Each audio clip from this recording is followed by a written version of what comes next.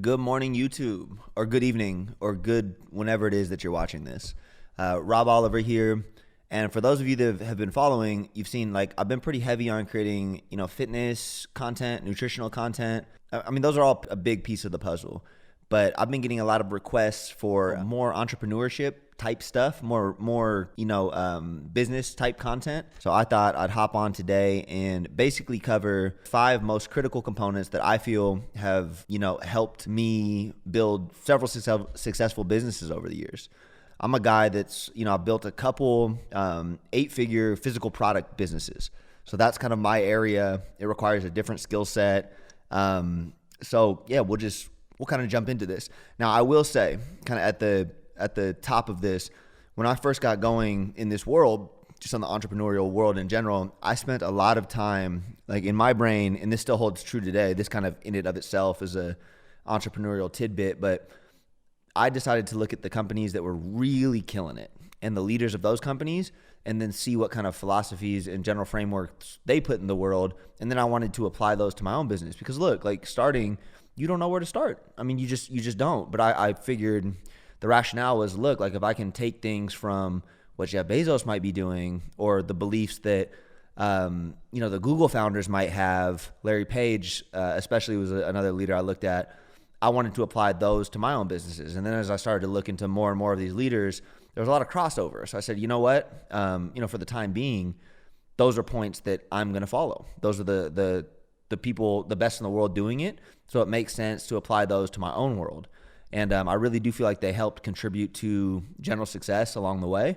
And it's an area I remain interested in, right? Like if Bezos releases, an article on something that he thinks is relevant in the management leadership world, then, it's something I'm seriously going to consider applying to my own world. And then as you go on to having the fortitude to, learn and be aware of things in your own business and then applying those and building them into your own leadership philosophy, I think that's important as well. So without further ado, I think we'll just jump into this. Number 1, data-driven decision-making. That is like super, super important. I think it's important to figure out what measures and then measure that. You always want to be able to put data behind your decision-making. You can have the best gut feel in the world, but it's just, it refines it by applying data to the situation. And actually, one good example I can apply to that, I actually learned this one when I was really young. We have a family relationship with the Presti family. So Sam Presti, he's the general manager of the Oklahoma Thunder, and he's been one of the best in the league for a very long time, dating back to the Spurs days. And, I did a little analysis from him when I was graduating high school. I was at the Sweet 16, and I did like player breakdowns, and I felt like I put a lot of effort into it. I think it was a good quote unquote scouting report, but his big thing, he appreciated it. He liked it. But one thing he taught me there, he's like, hey, start getting into advanced metrics because you want to back up what it is your eye is seeing. Now that can be applied to the business world in the sense that you want to know where your dollars are going towards. You want to know your return. You want to be able to measure things. So for entrepreneurs starting out, one thing that I really, really suggest right off the bat is committing to your financials. Okay. Make sure you have on point financials every month. The more up-to-date real-time financials you can get, that analyzes what's going in, what's going out, and then ultimately getting you to your bottom line, the better. Investing in the financials is a key component of business, and I feel like so many people don't do it because we're just interested in selling products.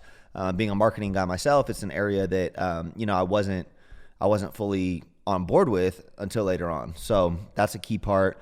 Number 2, this is another one, and remember, I think it's important to, remind everyone that has followed Amazon or Google, a lot of these are distilled actions from those companies. Maybe put it in my own words, but this one is straight up from Amazon.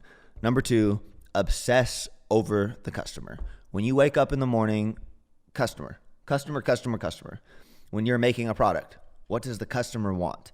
And that's, the Genius brand specifically, that was one of my that's probably what I'm best known for. And that's one where I just went obsessive on the customer. I didn't worry about price points when making products. I worried about customer needs. I mean, just across the board, we were always so obsessive on them. And lo and behold, it worked. Like, I don't worry about competition. What's the competition doing? It doesn't matter. I think that's another Bezos one. He says, don't worry about what the competition's doing. Let them watch us. We'll keep watching the customer.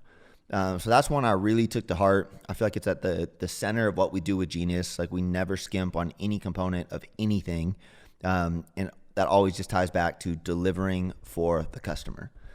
Number 3, and this is one it's really important to instill across your organization as you grow. I hate finger pointing. Number 3, let me just define it. Number 3, extreme ownership of everything. And this is something, like Jocko has a book out on the subject, and this is something we were doing well before his book even, but the book does break down the ideas in general. Like, the reality is things go wrong. Things might not be your fault, but you know what? You need to own the results, because at the end of the day, the results are the only thing that matters. And the quicker you learn that, and the quicker you instill that top down organizationally, the better. Like, I felt like we were really hitting on that, because when we started building early, and keep in mind, it's not like a massive organization. I'm sure it gets harder as you grow. The biggest I built the company is 15 employees, which is still, decently big. But, I remember our senior leadership, we'll call it, that was like a core thing built in. I remember we got a younger guy rolling in the beginning, and something went wrong. Like, clearly wasn't his fault, but he just owned it. He was like, you know what? Like, this is on me, and I got to sit down and figure out how to work through it. So having that as a key component, extreme ownership, it's anti-bureaucracy, in my opinion. Nothing is worse than slow bureaucratic bullshit. When you have people that take ownership, you can do this next point really well. So number 4, bias for action. Bias for action. I would rather fail fast, take calculated experiments, and always moving. I think action is a critical part of growing a business. The terminology paralysis by analysis, that's something that I've seen. People sit back and they want to strategize and game plan, and that's all good stuff. You need to have a game plan and have a roadmap of where you're going, but action is what's going to move you forward at the end of the day. Right? So calculated small bets, again, that's another Amazon thing. Like, they take more bets than they fail. Who remembers the Fire Phone? Like, I do. Most people probably don't. The Fire Phone flopped, but it was one of the bets that, didn't work. Who knows about AWS? Anyone holding Amazon stock sure as hell does. That was another, quote unquote small bet that really took off. Advertising, another one. So placing small bets, and for me, being in the, e-com and starting in that space, it was about being, running calculated marketing campaigns and trying stuff with influencers and just not being afraid to roll the dice as long as it's calculated and within reason, because, very worst case, you learn a lesson, right? If it fails fast, you learned a fast lesson, you apply that to the next one, and you continue to grow. So bias for action, fail fast. That's number 4. Number 5, and this is really big, especially as you start to grow your company. And this was another Amazon one, right? Google believes in this. Apple believes in this. Tesla believes in this. But you need to invest in talent, do what it takes for them to grow, and then step back and not micromanage. That's very, very important. No matter how hotshot, like on your game you are starting out, you have limits. There's a bandwidth of manpower. And you know what? There's going to be someone with a skill set and an intelligence level more suited for another area than you might be. So this was another big one when I started out. I got 2 guys that were just really incredible guys. One took over kind of the operational piece where I was always obsessive over buying, and he just improved upon it like 100-fold. It was so much better. And then on the other end, I was doing all the ad buying in the beginning. We spend a lot of money on digital ads, and I had a guy who started with me from the beginning to kind of step into that role. And the second I stopped micromanaging him, stuff just went he found a whole other layer of profitability. And I'm talking like 6 figures profit a month. But you know what? These were talented individuals in the beginning.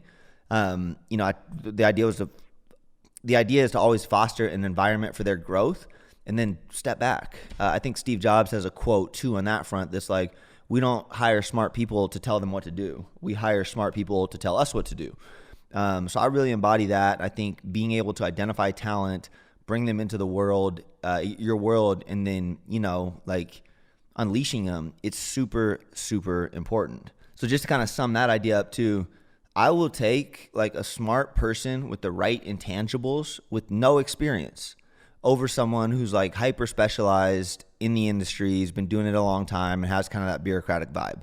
Even if they're like senior level, I will take someone with the right traits 10 times out of 10.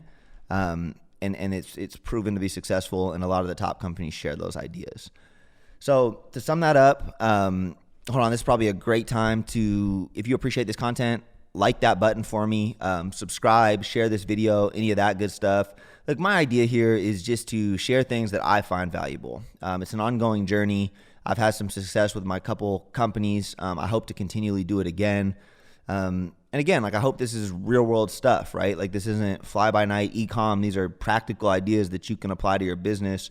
Like my products are sold in CVS, 800 vitamin shops across the country. We ship international. We're one of the top sellers on Amazon. So, these are pieces of a puzzle that have helped enable organizational growth. I hope you find them beneficial. And if you like this content, we'll keep supplying more. So until next time, really appreciate y'all for real, and nothing but love.